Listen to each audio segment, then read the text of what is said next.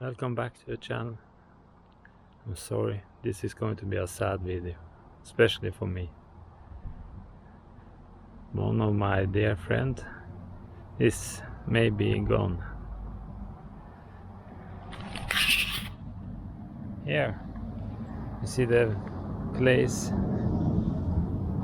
where my dear e-golf was standing the last days before I had to get it to a repair place. I had to give up trying everything.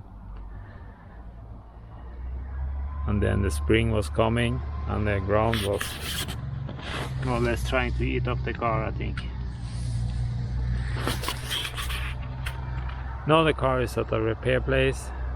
I have, before I deliver it, since a Volkswagen, I would like to check some things before I was delivering it. So I read out the codes. Maybe some of you guys were seeing that short video. It had a lot of codes. I can put it in here.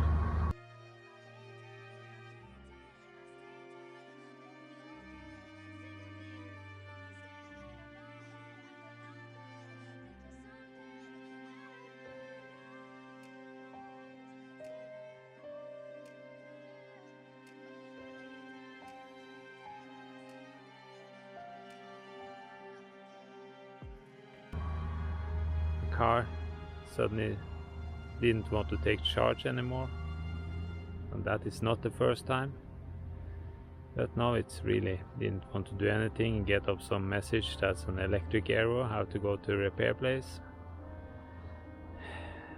Yesterday I got a phone call from the repair place. I was hoping it could be some simple. It's not. It's the main battery has a fault inside, so it's no, I don't remember the English word, but power is going in wrong directions and all around on there. So the batteries, as they say, it's no point even trying to use hours trying to find where the problem in the battery is.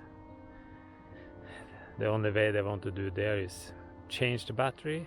But my car is 10 years, I've driven 183,000 kilometers, and the price they told me would cost to change the battery is crazy. 200,000 Norwegian kroner, they say, battery and work and things. 200,000. I paid what? 240,000 or something new for that car when I bought it 10 years ago. It's completely sick.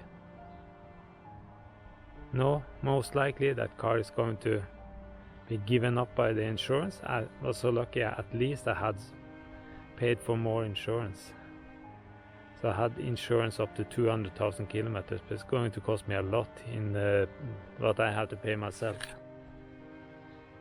I'm going to put in picture here of the car and things. But the e-golf was one of the very few electric cars I really liked. It had a good instrumentation, not the hopeless LCD screens that just look like they bought at the cheapest place in the world. Shit, no design. The e-golf had design, the measuring system was good. So if that car is going to be given up, I'm not sure. I'm seriously thinking about not buying an electric car again. Seriously thinking about that. I understand I could save some money, but for the moment, and most of them inside, it's not what I want. It's bad. My poor e-golf is.